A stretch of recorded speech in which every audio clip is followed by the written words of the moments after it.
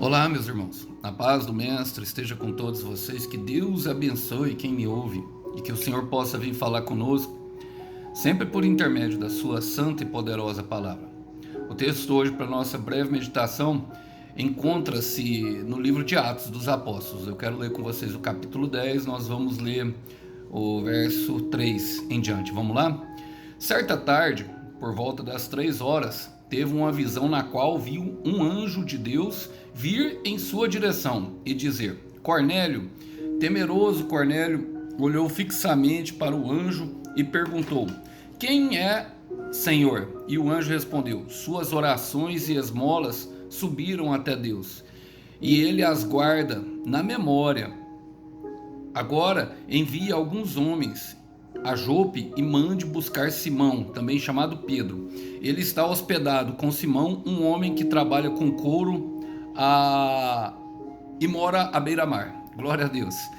Esse é o texto que o Senhor traz bastante para nós, irmãos, para questão, e logicamente toda a palavra ela passa primeiro diante o pregador. Logicamente, tudo que o Senhor trata com vocês, trata comigo também. E é um texto que fala de conexões que o Senhor prepara, união de propósitos, e é esse aqui claramente um propósito magnífico, que é a questão de Pedro e Cornélio. Cornélio, um oficial romano bem conceituado, talvez guarda de centúrias. Eu creio que tinha mais de mil soldados. Ele era bastante poderoso e tinha bastante autoridade na questão do exército romano, porque pelo que a palavra fala, e as centúrias elas sempre dão a entender que são mais de 600, são pelo menos 6 guarnições de 100.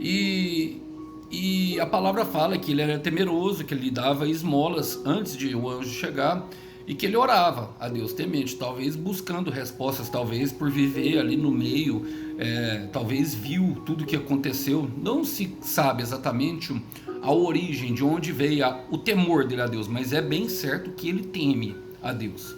E eu quero trazer esse texto logicamente para nós, para que nós tenhamos aqui algumas coisas, algumas realidades, algumas informações, aplicações pertinentes a qual o Senhor quer trazer para nós. Vamos lá? Começa falando: certa tarde, por volta das 3 da tarde. Irmão, minha irmã, é num dia comum, é num dia qualquer. Talvez você esteja trabalhando, talvez você esteja indo no supermercado, talvez você acabou de pedir no Uber e está olhando a mensagem aí no foninho de ouvido, indo para o shopping. Não sei, num certo dia, num dia comum, o Senhor se apresenta. Tem um dia marcado, tem um dia. Creia nisso, não tenha medo, apenas creia. O Senhor, ele é fiel, e o Senhor, ele entende, ele vê o coração e ele sabe como que tá. Quem é temeroso, o Senhor sabe. Quem respeita, quem quer agradar a ele. Quem não sabe como fazer. Então tem um momento, tem uma hora certa, tem uma hora marcada para você ter uma visão, para você ter um sonho, para um anjo vir à sua direção. E é justamente o que acontece com Cornélio. Fala assim, teve uma visão na qual viu um anjo de Deus vir em sua direção e dizer: Cornélio. Eu quero te dizer, meu irmão, o Senhor tem o teu nome aqui, na palma da mão. Isso quer dizer o quê? Está no livro de Salmos. Quer dizer justamente que ele gravou o teu nome aqui, porque ele não vai se esquecer de você. Em Salmos 49, versículo 15, diz: pode uma mãe que acaba de receber um recém-nascido esquecer de seu filho? Mesmo que essa mãe o esqueça, eu jamais me esquecerei de você. Isso é o que está relatado. O Senhor não se esquece. O Senhor sabe por tudo que você tem passado. E Ele está vindo em tua direção. Olha, Ele sabe o teu nome. Ele marca aqui justamente para ficar olhando, para ficar perto, para ficar bem visível, para ficar próximo. E tem uma hora que Ele vai vir em sua direção. Ele vai vir em sua direção por um motivo. Eu quero ler com vocês Salmos 25, versículo 9.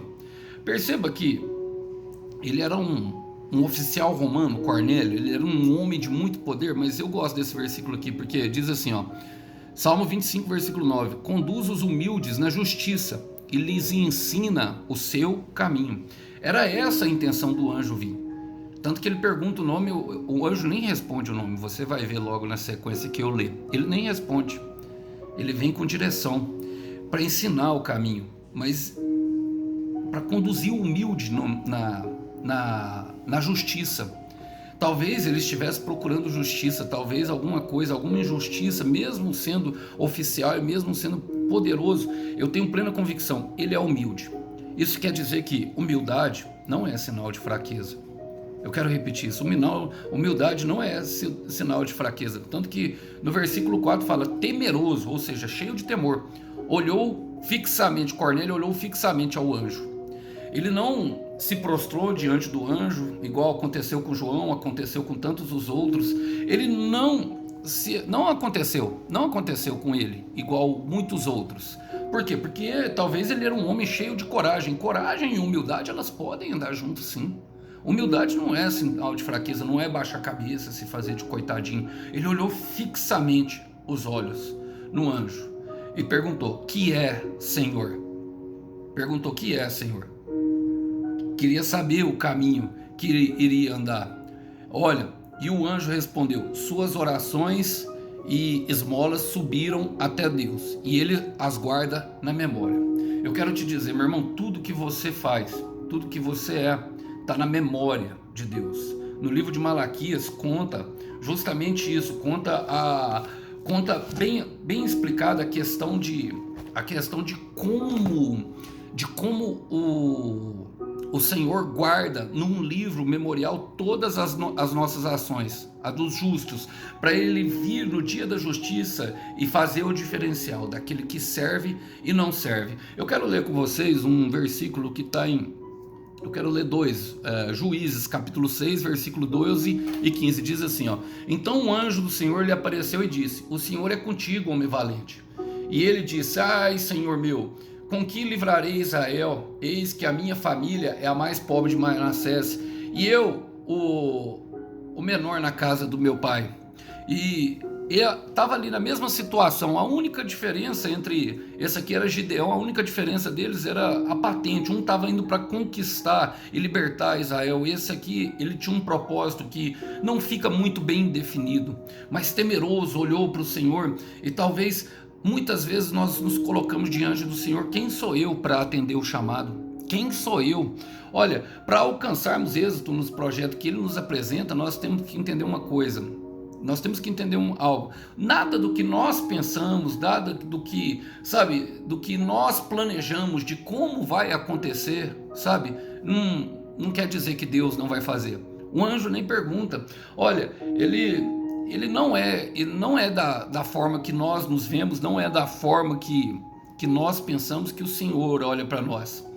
É dessa forma, ele vê, se o nosso coração está reto diante dele, no meio da oração, querendo encontrar a saída para aquilo que nos aflige, e se nós temos boas intenções. Ele guardava as orações e as esmolas. E aquele anjo, ele chegou com direção para Cornélio. Ele fala assim, suas orações. Ele só fala o que aconteceu, o porquê ele estava ali, o porquê Deus viu. Deus guardou as orações. Ele era um homem que temia, e era um homem que ajudava os mais pobres, os mais necessitados, se compadecia dos outros. Meu irmão, quer agradar o coração de Deus é se compadecer, de quem precisa.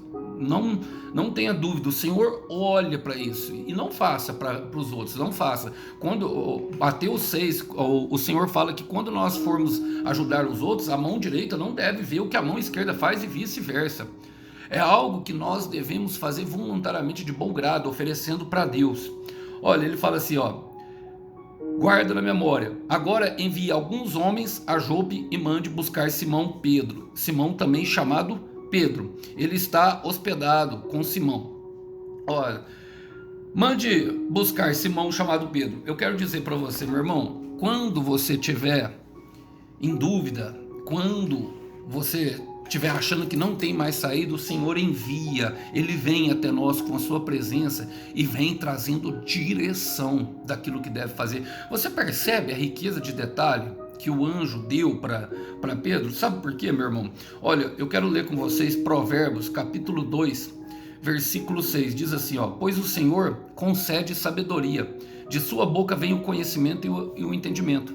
Toda sabedoria, todo conhecimento e todo entendimento, ele vem da boca do Senhor. Somente o Senhor tem a verdade que nós precisamos. Eu estou pregando aqui para pessoas que não está conseguindo identificar mais o que é verdade e o que é mentira.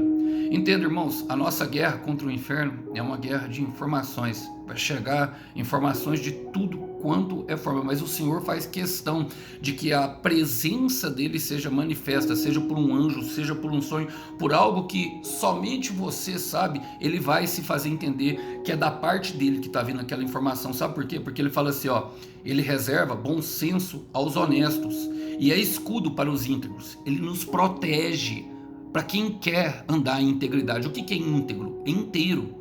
Sabe, andar inteiro na presença do Senhor, andar em verdade, andar em justiça, andar com retidão, fazendo aquilo que é certo. Não estou dizendo que não vamos pecar, irmãos.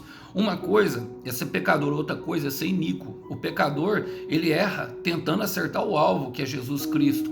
O iníquo não, ele tem orgulho do pecado, ele tem orgulho de fazer o que é ruim e ainda às vezes até conta vantagem disso. Olha, versículo 8 fala assim: guarda os caminhos dos justos e protege os seus fiéis por onde andam. Eu quero dizer, meu irmão, que por onde você andar, o Senhor estará contigo. Se você se conectou na videira, o Senhor estará contigo. E olha, e é no final que vem, ele fala no versículo 9: então você entenderá o que é certo, justo e imparcial, e saberá o bom caminho a seguir. Não quer dizer que Cornélio não seguia um caminho que seria justo. Meu irmão, ele era oficial, não se chega a um alto comando, sabe, de qualquer patente, de qualquer forma.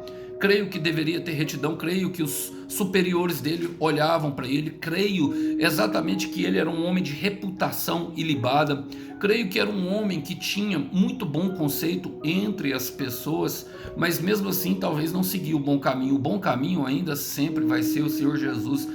João capítulo 14, versículo 6. Eu sou o caminho, a verdade e a vida. E por mais que as nossas intenções e motivações sejam boas, ainda podemos seguir um caminho que não é bom, irmão. Podemos sim, não se engane. Olha, perceba que ele fala assim, ó: ele está hospedado com Simão, um homem que trabalha com couro e mora à beira-mar. Irmãos, trabalhar com couro à beira-mar era justamente pessoas que tinham, quem trabalhava com couro, o couro normalmente era tirado de animais impuros, então ele teria que ficar afastado. Ele era considerado pela lei romana e pela lei romana não, pela lei de Moisés, pessoas que não poderiam tocar, não poderiam estar junto, eram excluídos da sociedade. E por isso ele morava à beira-mar, porque ele trabalhava com couro.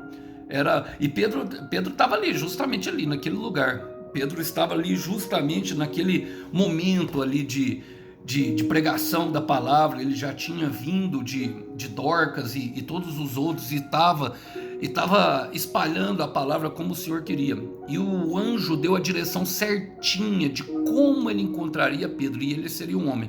Tanto que ele manda 2 servos e um guarda. 2 servos fala justamente da humildade dele. O servo é aquele que vai servir. Mandou 2. E um guarda fala de proteção. Conforme ordem do Senhor. Conforme ele foi estudo como o Senhor mandou. Obediência, respeito, temor, reverência. Tudo que precisa ter um grande homem e uma grande mulher de Deus. Mas é impressionante porque ele manda lá naquele lugar, num lugar onde era excluído. E talvez poderia estar arriscando a sua patente, arriscando o seu cargo, mas ele queria saber. O seu coração estava ansioso pela verdade de Deus. Deus já tinha provocado nele a fome de orar, já tinha dado para ele uma visão e agora deu a direção. Bom, e eu quero ler com vocês justamente algo para terminar que está em Jeremias 29, versículo 18, que é quando Deus decretou os 70 anos do cativeiro babilônico. Ele fala assim: assim diz o Senhor, vocês ficarão na Babilônia durante 70 anos. Depois disso, eu virei e cumprirei todas as boas promessas que lhes fiz e os trarei de volta para casa.